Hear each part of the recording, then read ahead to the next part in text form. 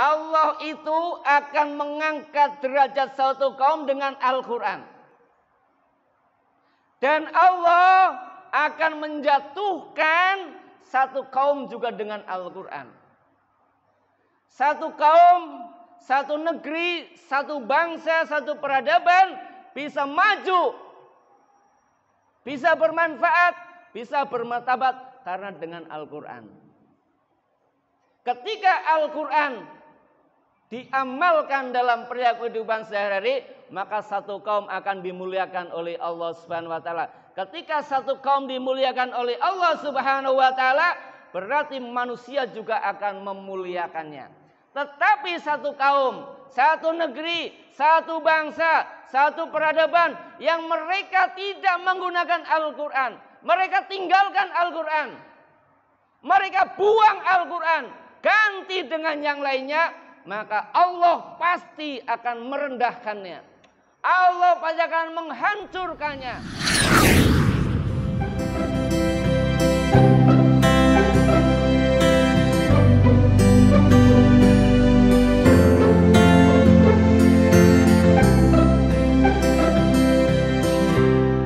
Bismillahirrahmanirrahim. Assalamualaikum warahmatullahi wabarakatuh.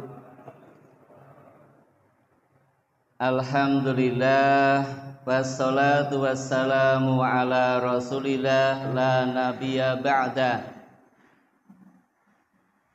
Hadirin muslimin muslimat rahimakumullah. Mudah-mudahan kita senantiasa dalam keadaan sehat wal afiat, selalu mendapatkan rahmat dari Allah Subhanahu wa taala. Meskipun pandemi COVID-19 belum pergi, masih melanda umat manusia, maka kita masih tetap harus melaksanakan perintah Allah dan Rasul-Nya. Kapanpun, dimanapun berada, maka kita harus tetap menjaga kualitas iman kita. Kenapa kita harus menjaga kualitas iman kita? Karena iman seseorang itu kadang naik, kadang turun. Kalau sedang takut kepada Allah, ingat kepada Allah, imannya naik, ibadahnya semangat. Tapi kalau sedang takutnya kepada selain Allah, berarti kualitas imannya sedang menurun. Maka mudah-mudahan muslimin semuanya, meskipun pandemi masih melanda umat manusia, kita senantiasa berkualitas imannya, sehingga kita besok ketika berjumpa dengan Allah Subhanahu wa taala bisa mempertanggungjawabkan segala aktivitas kita semuanya. Amin ya robbal alamin. Hadirin rahimakumullah, sesuai dengan tema yang kita bahas pada kesempatan kali ini adalah mukjizat Al-Quran dalam merubah dunia. Mohon maaf karena tidak ada LCD sehingga cukup mendengarkan saja ya, tidak melihat. Nanti bisa materi saya share di grup WA yang nanti bisa melihat materi sekilasnya. Iwan ahwat rahimakumullah. Yang pertama saya ingin sampaikan bagaimana kondisi dunia saat ini. Bagaimana kondisi alam semesta saat ini. Secara fisik saya menyampaikan 3. Yang pertama adalah kerusakan alam semesta. Baik di darat, laut maupun udara. Sekarang ini alam semesta mengalami kerusakan. Rusak ini tidak makin baik, tapi makin akut. Kita bisa melihat di daratan, musibah, bencana terus melanda umat manusia. Ini fakta di lapangan. Tidak hanya di Indonesia, di berbagai negeri itu melanda umat manusia sekarang. Banjir, topan, kecelakaan, dan sebagainya. Di lautan juga sama. Pencemaran-pencemaran masuk ke lautan yang mestinya laut itu dijaga kebersihannya. Karena di sana ada komunitas, ada kehidupan. Yang nanti kembalinya kepada umat manusia. Tapi yang terjadi, lautan juga terjadi pencemaran. Yang ketiga, udara. Di kota ini, udara yang bersih kita sulit untuk mendapatkan. Hampir 24 jam itu terjadi polusi udara. Bahkan tidak hanya itu, perkembangan virus corona itu penyebarannya salah satunya melalui media udara yang terus mengalami proses mutasi. Tidak hanya kontak dengan kita sesamanya, tapi bisa melalui udara pernapasan satu dengan yang lainnya. Maka kita dianjurkan mengenakan masker, tetap usaha. Dan musibah ini para ikhwan tidak ada hentinya. Musibah satu belum selesai, muncul musibah selanjutnya. Belum selesai, muncul musibah terus bergilir. Kita merasakan sekali itu. Mungkin hampir-hampir kadang kita sekarang hidup di dunia tidak begitu nyaman. Ya enggak? Sudah tidak nyaman lagi.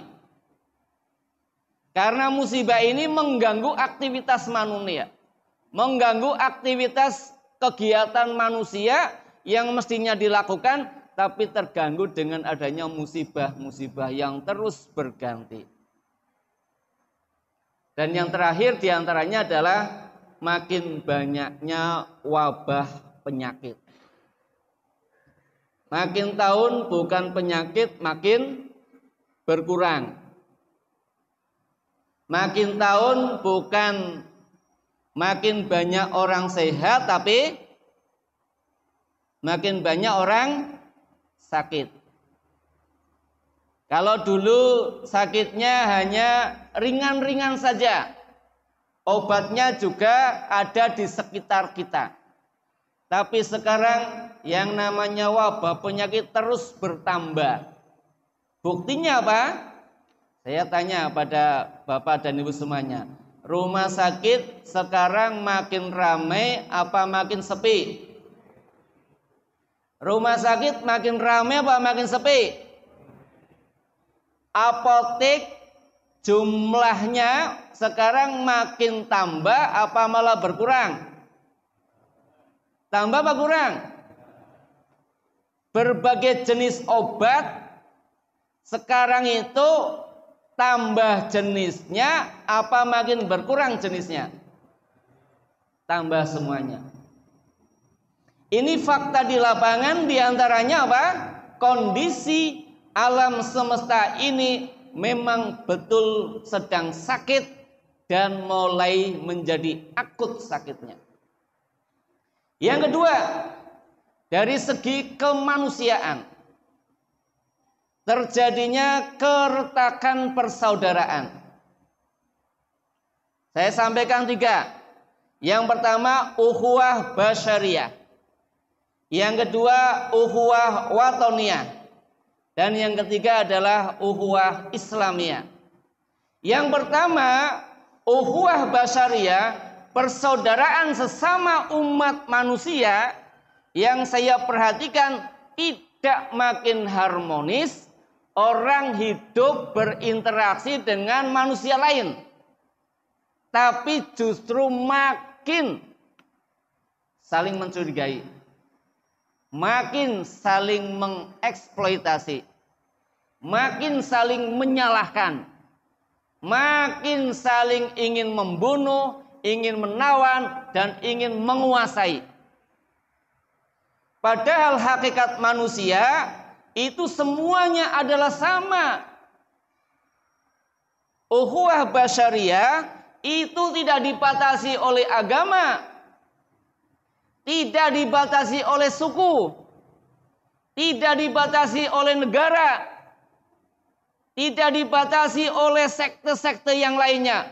Begitu unsur kemanusiaan ada, kita harus bangun persaudaraan sesama mereka. Meskipun bukan bangsa kita sendiri, meskipun bukan keluarga kita sendiri, bahkan mungkin agamanya juga berbeda dengan kita sendiri. Kenapa kita tidak hidup berdampingan dengan siapapun?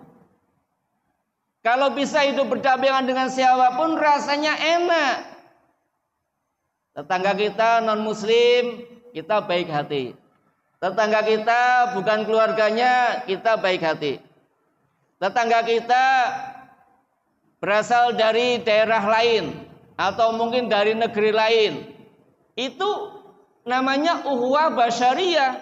Mereka itu statusnya sama, makhluk Allah yang harus dijaga. Tetapi fakta yang sekarang tidak demikian.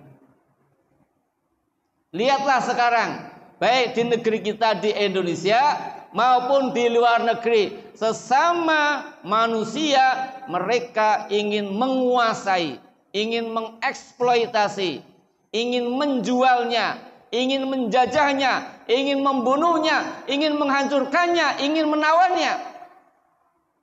Gara-gara beda agama, gara-gara beda bahasa, gara-gara beda yang lainnya.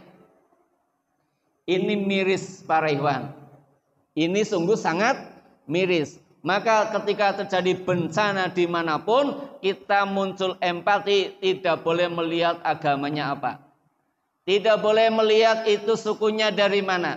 Tidak boleh melihat itu dari negeri mana dia berasal. Bahkan orang kafir pun ketika mereka terkena bencana, muncul empati secara manusiawi. Ini yang terjadi keretakan sekarang ini. Antar manusia sudah saling ingin menghancurkan. Di Indonesia dan juga di luar negeri. Miris. Sehingga unsur kemanusiaannya sudah mulai hilang.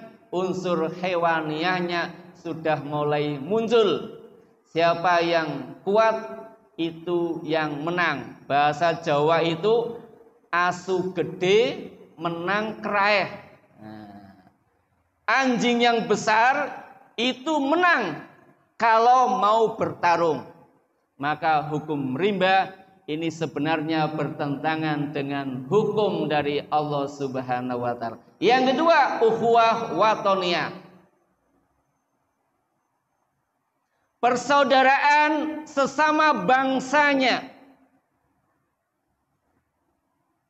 Gara-gara beda pilihan. Gini batan? Gara-gara beda pilihan. Mohon maaf.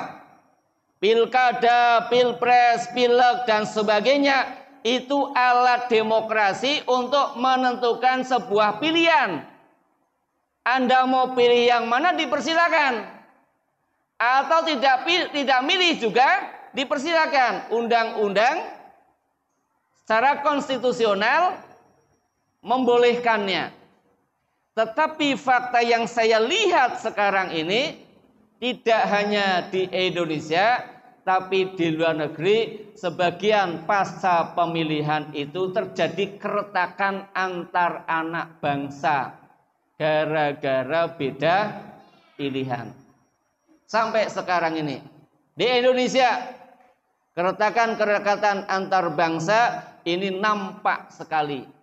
Maka kita sebagai bangsa Indonesia harus bertanggung jawab menjaga keutuhan bangsa Indonesia, menjaga keutuhan NKRI. Kenapa?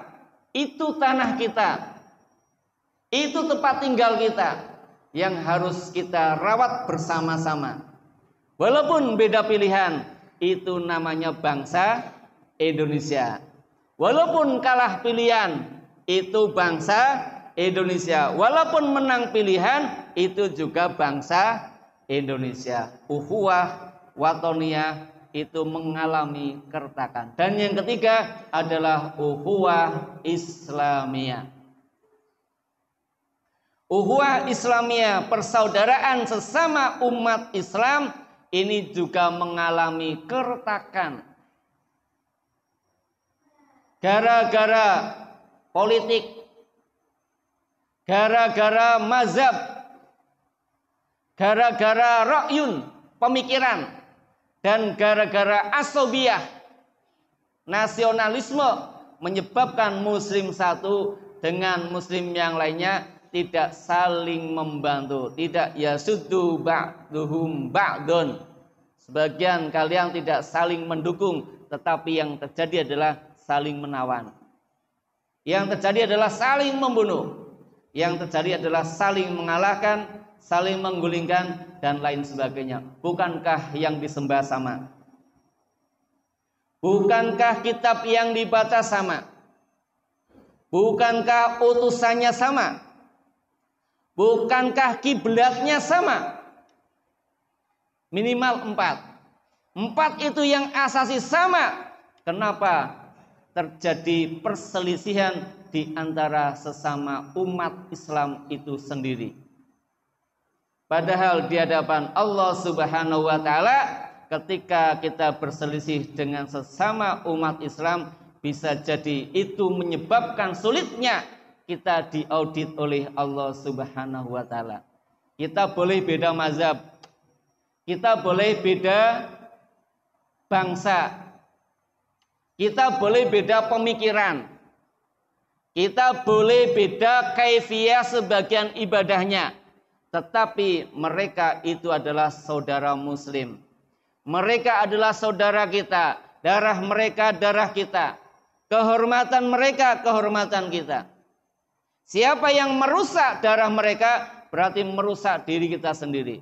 Siapa yang menjarah harta mereka berarti menjarah milik kita sendiri. Inilah ukhuwah Islamiyah yang perlu dibangun. Karena faktanya ukhuwah Islamiyah itu mengalami peretakan di antara fakta sebabnya adalah ada 4. Politik, asobiyah, ra'yun, kemudian adalah asobiyah. Ini yang menyebabkan. Itu tetap ada, tetapi kita sebenarnya adalah umat wahidatan. Kita adalah umat satu. Kita keluarga besar Nabi Muhammad sallallahu alaihi wasallam. Hadirin rahimakumullah, itu sebagian kondisi alam semesta dan kondisi bagaimana perilaku umat manusia. Mengapa ini harus terjadi?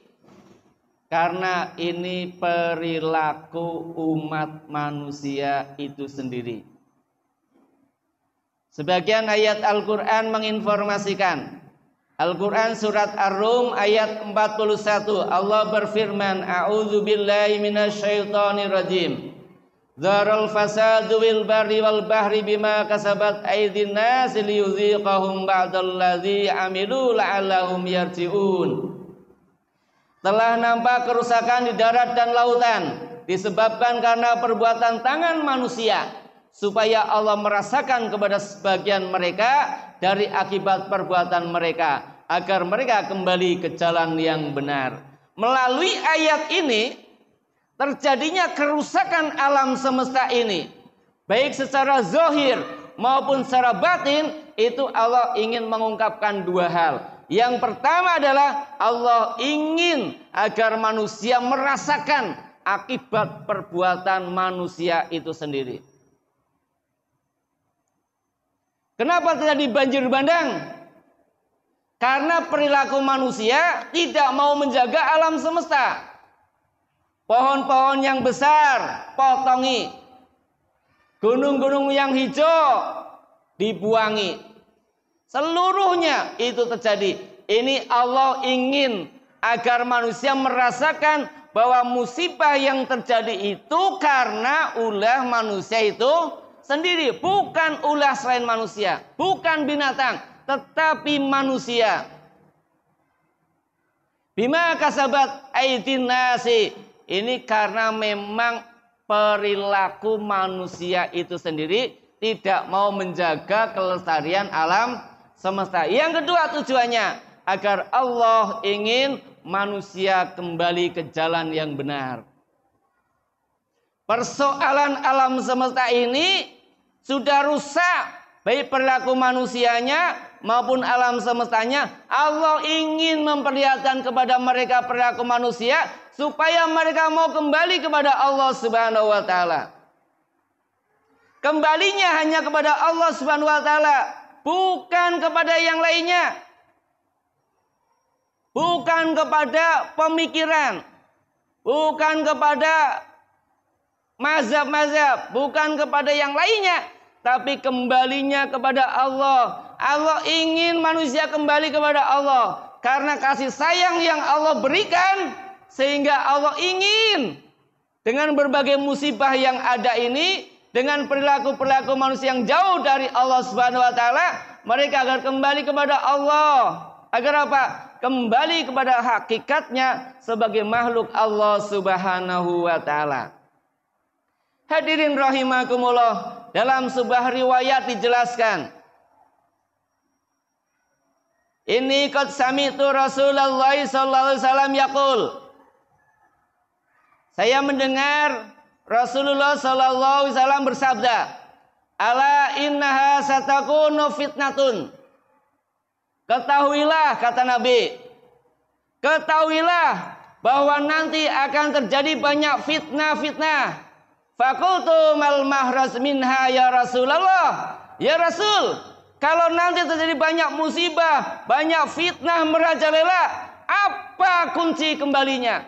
Apa solusinya? Qala kitabullah, kata Rasul. Kalau kau ingin solusinya keluar dari berbagai macam fitnah, berbagai macam musibah, maka kembali kepada kitabullah, yaitu kepada kitabnya Allah Subhanahu wa taala, yaitu kitab Al-Qur'an. Bukan kepada pemikiran manusia, bukan kepada produk-produk hasil filsafat manusia, tapi kembalinya kepada Al-Qur'an. Al-Qur'an yang akan mengembalikan hakikat manusia dan mengembalikan kelestarian alam semesta ini. Hidup damai dengan Al-Quran. Orang ibadah bisa melaksanakan dengan tenang. Orang Kristen bisa ibadah dengan tenang. Orang Yahudi bisa tenang. Hindu, Buddha, Muslim, seluruh umat manusia bisa hidup tenang. Ibadah menurut keyakinannya masing-masing. Karena Rasul tidak pernah memerintahkan untuk merusak alam semesta. Bahkan ketika Rasul mengirim satu syariah, satu pertempuran, di antaranya pesan, jangan kau hancurkan biara-biara, jangan kau hancurkan gereja-gereja yang di dalamnya disebut asma Allah, jangan kau bunuh para pendeta, jangan kau bunuh para rahib-rahib yang mereka ada di dalamnya, dan jangan kau tebang pepohonan kecuali untuk strategi perang. Dalam kondisi perang saja Rasul sungguh sangat toleran, menghormati, tasamunya sangat tinggi. Kalau perang saja toleransi, apalagi di luar perang. Inilah konsep yang diberikan Allah Subhanahu wa taala. Maka Islam datang bukan untuk memecah belah, tapi Islam datang untuk memberikan rahmat, kemaslahatan bagi alam semesta. Yang kedua, kala Rasulullah sallallahu alaihi wasallam, innallaha yarfa'u bihadzal kitab aqwaman wa yad'u bihi akharin. Rasul menyampaikan begini. Oh, bawa Al-Qur'an dah. Nanti ada ayatnya ya. Nah, Rasul bilang begini. Allah itu akan mengangkat derajat satu kaum dengan Al-Quran. Dan Allah akan menjatuhkan satu kaum juga dengan Al-Quran. Satu kaum, satu negeri, satu bangsa, satu peradaban bisa maju, bisa bermanfaat, bisa bermartabat karena dengan Al-Quran. Ketika Al-Quran diamalkan dalam perilaku kehidupan sehari-hari, maka satu kaum akan dimuliakan oleh Allah Subhanahu wa taala. Ketika satu kaum dimuliakan oleh Allah Subhanahu wa taala, berarti manusia juga akan memuliakannya.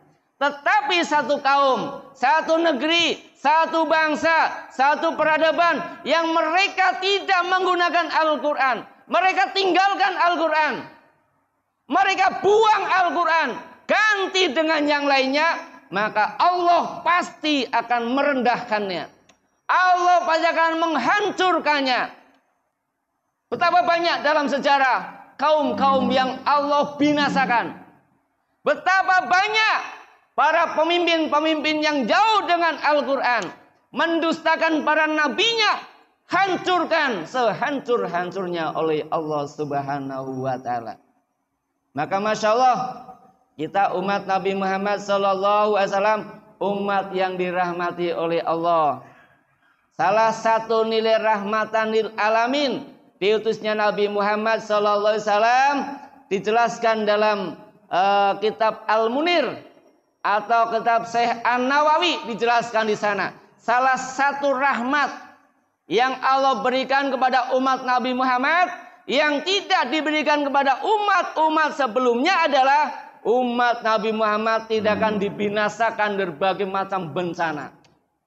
Banjir bandang tidak akan bisa menghancurkan umatnya Nabi Muhammad Sallallahu Alaihi Wasallam. Kenapa? Ini sebagian rahmat yang Allah berikan dengan diutusnya Nabi Muhammad Sallallahu Alaihi Wasallam. Tapi umat-umat sebelumnya dihancurkan. Banjir bandang, petir, buminya bergetar dan lain sebagainya. Musibah terjadi saat itu pula. Maka hadirin rahimakumullah, jika ingin dunia penuh dengan kasih sayang, kembalinya hanya kepada Al-Quran, bukan kepada yang lainnya. Karena Al-Quran itu adalah kitab yang Allah berikan, aturan-aturan yang memang Allah berikan untuk menata kehidupan umat manusia ini, bukan kepada yang lainnya. Hadirin rahimakumullah, coba yang bawa Al-Quran, buka surat Ar-Ra'du ayat 31. Di sana Allah Subhanahu wa taala menjelaskan bagaimana hebatnya Al-Quran. Bagaimana Al-Quran bisa merubah semuanya. Bagaimana mukjizat-mukjizat Al-Quran ada di sana. Surat Ar-Ra'du, surat ke-13 ayat 31. A'udzu billahi minasyaitonir rajim. Walau anna Qur'anan suyirat bihil jibalu aw qutiat bihil ardu aw kullima bihil mauta balillahil amru jami'a afalam yai'asil ladzina amanu allau yasha'ullahu lahadan nasi jami'a wala yazalul ladzina kafaru tusibuhum bima sana'u qaryatun aw tahullu qariban min darihim hatta ya'tiya wa'dullah innallaha la yukhliful mi'ad. Walau anna Qur'anan, dan sekiranya ada satu bacaan, ada satu kitab, suyirat bihil jibal, yang dengan satu bacaan, satu kitab itu bisa menjadikan gunung-gunung digoncangkan. Au qutiat bihil ardu, atau dengan bacaan atau kitab yang ada itu, bumi itu bisa dibelah. Au kullima bihil mauta, atau sekiranya ada suatu bacaan yang mampu menjadikan orang-orang yang sudah mati bisa berbicara, pastilah kitab itu adalah Al-Quran. Balillahil amru ja'iyya, bahkan seluruh perkara itu ada di dalam genggaman Allah Subhanahu wa ta'ala. segala urusan di jagat raya ini lillahi, ada di dalam genggaman Allah Subhanahu wa taala. Afalam yai'asil ladzina amanu, apakah orang-orang yang beriman mereka tidak mengetahui Allah yasya'ullahu ladannasa jami'a, sekiranya Allah berkehendak pasti seluruh manusia akan dapat petunjuk. Apa orang iman tidak percaya? Enggak tahu kalau Allah berkehendak seluruh manusia dapat petunjuk. Wala yazalul ladzina kafaru tisibuhum, dan akan selalu menimpa orang-orang yang kafir tusibuhum bima sana'u, musibah-musibah yang menimpa karena tangan mereka sendiri. Qaryatun, atau musibah, atau tahulu qariban min darhim, atau musibah itu dekat dengan rumah-rumah mereka. Orang-orang kafir itu senantiasa, la yazal, senantiasa, berarti terus menerus. Orang kafir terus menerus, tidak akan berhenti. Apa? Ditimpa musibah karena perbuatan mereka, bahkan musibah sampai ke dekat mereka, sampai ke rumah-rumah mereka, musibah menimpa mereka. Hatta ya'tiya wa'dullahi, sampai datang janji Allah Subhanahu wa taala. Innallaha la yukhliful mi'ad, sesungguhnya Allah itu adalah zat yang tidak mungkin menyalahi janjinya. Hadirin, ini ayat perlu diresapi bersama. Setelah kajian silakan dipahami betul bagaimana Al-Quran bisa merubah dunia ini. Dan dengan Al-Quran alam semesta ini akan mengalami nilai-nilai kemaslahatan, kebaikan-kebaikan semuanya ada, tenang semuanya. Tetapi kalau Al-Quran ditinggalkan, hancurlah kaum, hancurlah satu bangsa. Asbabun Nuzul surat Ar-Ra'du ayat 31. Atiyah Al-Afi berkata bahwasanya orang-orang musyrik bertanya kepada Nabi. Suatu hari orang-orang kafir musyrik bertanya kepada Nabi, tapi tanyanya tidak sekedar tanya. Tanyanya orang kafir beda dengan tanyanya para sahabat. Kalau sahabat tanya kepada Nabi karena memang tidak tahu, ingin penjelasan dan nilai keimanan. Tetapi kalau orang kafir tanya kepada Nabi, itu biasanya satu menyuruh. Yang kedua tidak percaya sama Nabi. Yang ketiga untuk menguji. Betul enggak ini utusan Allah? Pertanyaannya ada 3. Muhammad, mengapa engkau tidak menyingkirkan gunung-gunung yang ada di Mekah ini sehingga tanahnya luas dan saya akan bercocok tanam? Di Mekah banyak sekali pegunungan-pegunungan, bukit-bukit, ya, banyak sekali sana. Saat itu Nabi ditanya, kenapa bukit-bukit ini tidak kau habiskan, tidak kau singkirkan sehingga tanahnya luas? Kami ingin bercocok tanam di sini. Yang kedua, mengapa bumi ini tidak kamu belah? Mampu nggak kamu membelah bumi ini? Sebagaimana Sulaiman membelah angin, ditundukkan untuk umatnya. Kalau Sulaiman bisa membelah, Sulaiman bisa menundukkan angin dan sebagainya, coba bumi ini kau belah. Kalau memang kau seorang nabi. Yang ketiga, mengapa tidak engkau hidupkan orang-orang yang sudah mati? Sebagaimana Isra itu menghidupkan orang-orang yang sudah mati untuk umatnya. 3 ini pertanyaan maksudnya apa? Ibu, paham nggak? 3 pertanyaan yang disampaikan oleh orang kafir Mekah, ingin bertanya, ingin menguji, atau nyuruh.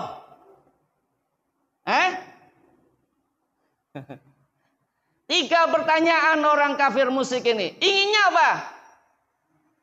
Ingin bertanya bukan? Bukan. Tidak mungkin. Tidak mungkin itu. Nadanya sudah beda. Redaksi yang digunakan juga beda. Saya menggunakan bahasa Indonesianya. Bahasa Arabnya ada di sini. Nah, tapi nggak usah baca ya. Waktunya nggak cukup. Nah, kalau pertanyaan bukan. Yang kedua, pertanyaannya ingin menguji tidak? Ingin menguji Nabi nggak? Betul. Yang ketiga, ingin nyuruh apa tidak? Nyuruh. Orang bertanya itu bisa maksudnya nyuruh. Saya misalkan tanya sama Mas Afif. Mas Afif, kok mimbarnya nggak ada? Ini mau sholat Jumat dimulai. Saya tanya apa nyuruh? Saya tanya apa nyuruh? Saya ulangi. Mau Jumatan sudah mau mulai. Mimbarnya nggak ada. Saya khotib. Tanya Mas Afif. Mas Afif, ini Jumatan mau dimulai. Kok mimbarnya nggak ada? Mana mimbarnya? Saya tanya apa nyuruh? Nah, tanya dan nyuruh, tapi hakikatnya nyuruh dengan bahasa-bahasa yang halus. Orang-orang Arab itu sastranya sangat tinggi. Nah, sastranya sangat tinggi. Maka jawabannya dengan Al-Quran. Maka pertanyaan itu bukan sekedar bertanya. Ketika Rasul ditanya itu, jawabnya bagaimana? Tidak ada lain jawabannya. Allah turunkan ayat ini. Surat Ar-Ra'd ayat 31. Itu jawabannya. Maka tandingan sastra-sastra Arab itu tandingannya hanya Al-Quran. Tidak ada yang lainnya. Kalau sudah dijawab dengan Al-Quran, maka mereka tidak mampu untuk menangkal dan menanyakan kembali. Mungkin orang yang biasa catur itu sekak mati ya. Apa sekak ster. Nah, udah sekak sama ster. Mau kemana? Patih kena, ratune ya kena itu. Udah, karena memang Al-Quran ini adalah mujizat sepanjang sejarah manusia. Kita lihat apa mujizat Al-Quran. Yang pertama, mujizat Nabi itu hilang semuanya saat para nabinya meninggal dunia. Mana sekarang ada mujizat para nabi yang sudah meninggal dunia? Masih ada. Begitu nabi meninggal, maka mujizat seluruhnya juga hilang. Kitabnya juga hilang. Tidak ada satupun yang tersisa sampai saat ini. Kalau toh ada, itu bukan kitabullah, tapi kitabun nas. Buku-buku yang ditulis oleh manusia. Tetapi saat Nabi SAW meninggal dunia, Al-Qur'annya hilang apa tidak? Tidak. Ini yang pertama yang luar biasa. Yang kedua, keajaiban Al-Quran tidak pernah habis. Al-Quran makin ditantang. Al-Quran makin disepelekan. Al-Quran makin dijatuhkan. Itu menunjukkan kehebatan Al-Quran. Mana dimanapun ada orang menantang Al-Quran dengan cara mereka yang kadang kita gemes, kita marah. Kenapa? Karena Al-Quran dilecehkan, tapi begitu dilecehkan nanti muncul keajaiban-keajaiban dalam Al-Quran itu sendiri. Yang tidak didapatkan oleh kitab yang lainnya. Yang ketiga, tidak membosankan meskipun banyak diulang. Bapak Ibu kalau sholat baca surat Al-Fatihah apa tidak? Minimal satu hari baca surat Al-Fatihah berapa kali? Minimal berapa kali? Sehari. Berapa? 17. Pengen ganti enggak? Pengen ganti enggak? Udah. Baca berkali-kali tidak membosankan. Beda dengan kitab-kitab yang lainnya. Beda dengan baca koran. Hari ini baca koran, besok pengen koran yang baru apa tidak? Baca yang lama mau apa tidak? Tidak mau. Itu Al-Quran. Yang keempat, Ulama tidak pernah merasa kenyang menggali maknanya. Masya Allah, ini luar biasa. Para ulama ketika membaca kitab-kitab Al-Quran, ketika mengkaji isi kandungan Al-Quran, mereka merasa selalu tidak pernah kenyang. Apa maksudnya enggak merasa kenyang? Mereka ingin nambah lagi, nambah lagi. Kalau saya analogikan dengan makan. Saya minum, Pak. Saya minum ini setengah gelas sudah kenyang. Saya minum lagi enggak? Kalau saya kenyang minum lagi enggak? Tidak. Tapi kalau saya enggak kenyang masih haus, minum terus. Itu ibarat Al-Quran itu dikaji kehebatan Al-Quran. Para ulama tetap tidak merasa kenyang. Selalu ingin mengkaji. Bahkan dikaji satu ayat pun bisa muncul keistimewaan, bisa muncul ilmu-ilmu yang baru. Yang tidak akan pernah habis ketika dikaji oleh para ulama. Yang kelima, keputusan yang tegas, bukan yang lemah. Al-Quran itu keputusannya sangat tegas. Halal, haram, boleh, tidak, perintah, larangan jelas di sana. Maka ketika seseorang memutus satu perkara, kembalikan pada Al-Quran, jelas ada di sana. Bukan sesuatu yang lemah, bukan sesuatu yang harus dirubah, yang harus dianulir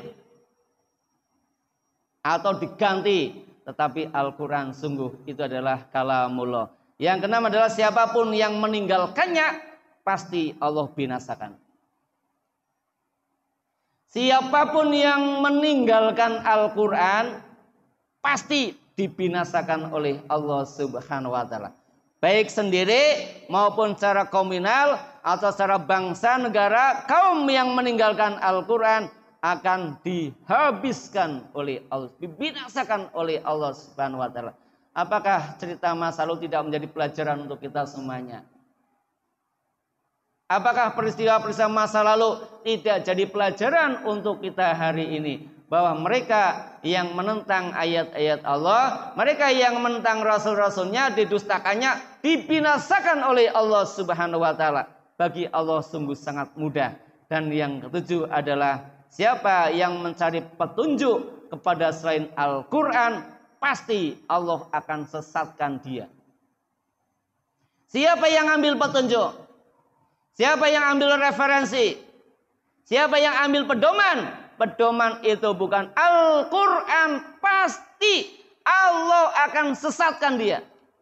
Kenapa disesatkan? Karena tidak mau mengambil Al-Quran sebagai pedomannya. Maka kita lihat para ikhwan, bagaimana kekuasaan Allah dalam ayat itu. Ada kekuasaan yang Allah miliki melalui ayat itu, menerangkan kepada kita semuanya. Satu, tempat kembali segala urusan hanya kepada Allah. Seluruh urusan kembalinya kepada Allah, bukan kepada manusia, bukan kepada pemikiran, bukan kepada ismo-ismo, tetapi kembalinya kepada Allah seluruh urusan. Semuanya bermuara kepada Allah Subhanahu wa Ta'ala, tidak kepada yang lainnya. Tinggal masalahnya kita ini urusannya ngembalikan kepada Allah apa tidak. Yang kedua, semua urusan ini terjadi berdasarkan kehendak Allah. Tidak ada satupun kejadian yang ada di jagat raya ini kecuali sepengetahuan dan sekehendak Allah. Bahkan daun-daun yang berguguran. Satu daun berguguran dari satu tangkai pohon tidak pernah lepas dari kehendak Allah Subhanahu wa Ta'ala. Semuanya atas iradah dari Allah. Semuanya atas pengetahuan Allah. Semuanya Allah yang takdirkan. Kenapa? Karena takdir Allah ini sudah presisinya tepat. Nah, presisinya sangat tepat. Jadi sudah pas. Ibaratnya baut itu Kalau baunya pas itu kenceng. Itulah hukum dari Allah. Itulah takdir dari Allah Subhanahu wa taala.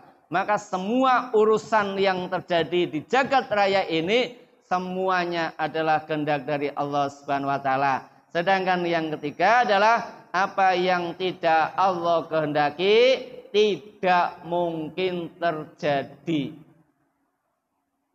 Otak kita yang kadang tidak percaya dengan Allah. Pemikiran kita yang kadang mendahului kehendak Allah. Padahal sesuatu yang tidak Allah kehendaki tidak mungkin terjadi. Allah kehendak terjadi. Allah tidak berkehendak tidak mungkin terjadi.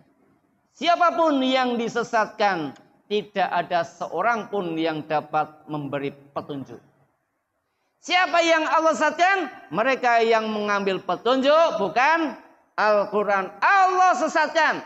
Dan tidak ada seorang pun yang bisa memberi petunjuk.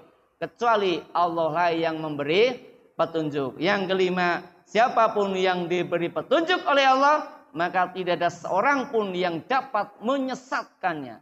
Kalau orang sudah dapat petunjuk dari Allah, maka tidak seorang pun bisa menggeser orang itu dalam petunjuk Allah Subhanahu wa taala. Kenapa mendapat petunjuk dari Allah? Karena dia kembalinya hukumnya kepada Al-Quran. Bukan yang lainnya. Kembali Al-Quran, Allah kasih petunjuk. Kembali kepada selain Al-Quran, Allah sesatkan dia sesesat-sesatnya. Kemudian kekuasaan Allah lagi adalah bahwa hidayah bagi seluruh manusia itu mudah bagi Allah. Allah memberikan hidayah kepada seluruh umat manusia itu saking gampangnya oleh Allah. Maka kenapa orang-orang yang beriman tidak tahu kalau sekiranya Allah berkehendak seluruh manusia akan mendapatkan petunjuk? Kenapa orang-orang yang beriman berputus asa? Kenapa orang-orang yang beriman tidak yakin dengan Allah? Kenapa orang-orang yang beriman ragu dengan Allah? Kalau Allah berkehendak, semuanya itu akan terjadi. Tinggal kita bagaimana mensikapinya. Maka hadirin rahimakumullah, lihatlah musibah-musibah yang sekarang terjadi itu karena 3 hal. 1, musibah bagi orang-orang kafir karena kedustaan mereka.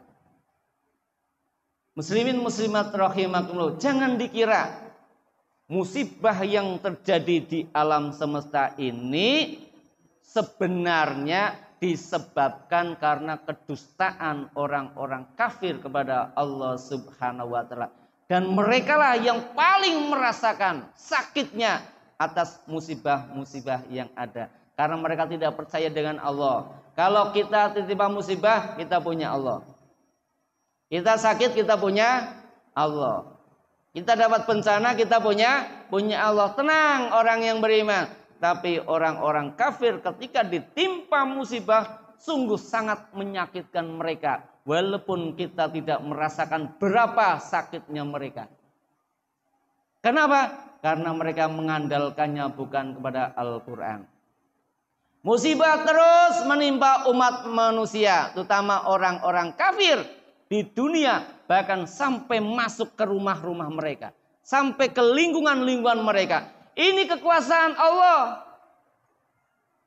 Siapapun yang mendustakan Allah, siapapun yang mendustakan para rasulnya, siapa yang mendustakan kitab Al-Quran, terus ditimpa musibah di dunia, sampai dekat kepada mereka, sampai kepada lingkungan mereka, sampai kepada rumah-rumah mereka ditimpa musibah. Mungkin kita tidak merasakan Pak Rewan. Mungkin kita nggak tahu musibah apa yang dirasakan oleh orang-orang kafir. Tapi yakinlah bahwa Allah kasih musibah kepada mereka. Tujuannya apa? Tujuannya agar orang-orang kafir itu mau mengambil pelajaran. Agar pelajaran yang menimpa kepada mereka, mereka sadar kemudian kembali ke jalan yang benar. Itu tujuan Allah Subhanahu wa taala. Kemudian bagaimana kepada orang-orang yang beriman? Yakinlah bahwa Allah tidak akan menyalahi janjinya. Allah tidak pernah menyalahi janjinya. Begitu Allah berjanji, pasti terlaksana. Begitu Allah berkehendak, pasti terlaksana. Tinggal seberapa besar kita percaya dengan janji Allah Subhanahu wa ta'ala. Dan yang terakhir, Allah akan menolong Rasul-Rasulnya, pengikut mereka di dunia dan akhirat. Yang terakhir para hewan ya. Betul-betul diingat. Melalui ayat itu Allah menjelaskan Allah pasti menolong para Rasulnya. Dan Allah pasti menolong para pengikut mereka. Pengikut Rasul akan ditolong oleh Allah Subhanahu wa ta'ala. Tidak hanya di dunia tapi sampai di akhirat. Maka yakinlah, sebagai kesimpulannya ada 3 yang ingin saya sampaikan di penutup. Yang pertama, kerusakan alam semesta akan terus menimpa umat manusia karena perilaku mereka yang mendustakan Allah. Musibah akan terus terjadi di jagat raya ini karena kedustaan mereka kepada Allah Subhanahu wa ta'ala. Yang kedua, solusi untuk merubah tatanan dunia yang makin akut kerusakannya hanya kembali kepada Al-Quran. Al-Quran yang mampu merubah dunia. Al-Quran yang bisa menjadikan dunia ini aman, sentosa, penuh keadilan, penuh nilai rahmatan lil alamin. Dan yang terakhir, bagi Allah sangat mudah untuk berkehendak. Dan muslimin harus yakin akan pertolongannya di dunia dan di akhirat. Yakinlah kepada Allah, karena Allah yang akan berkehendak bagi Allah sangat mudah. Allah mau menghancurkan bangsa Indonesia sangat mudah. Allah mau memuliakan bangsa sangat mudah. Tinggal kita yakinlah kepada Allah bahwa Allah akan memberi pertolongan kepada para rasul, para pengikutnya, tidak hanya di dunia. Di akhirat besok kita meninggal dunia, Allah akan menolong. Allah akan senantiasa bersama para utusannya dan para pengikut Nabi, terutama Nabi Muhammad Sallallahu Alaihi Wasallam. Muslimin muslimat rahimakumullah. Mudah-mudahan kita senantiasa didekatkan oleh Allah dengan Al-Quran. Mudah-mudahan kita tidak pernah lupa dengan Al-Quran. Mudah-mudahan kita tidak banyak pegang HP dibandingkan dengan pegang Al-Quran. Satu hari kita pegang HP berapa kali, dan satu hari kita pegang Al-Quran berapa kali. Wallahul musta'an. Astaghfirullahaladzim. Billahi taufiq wal hidayah. Wassalamualaikum warahmatullahi wabarakatuh.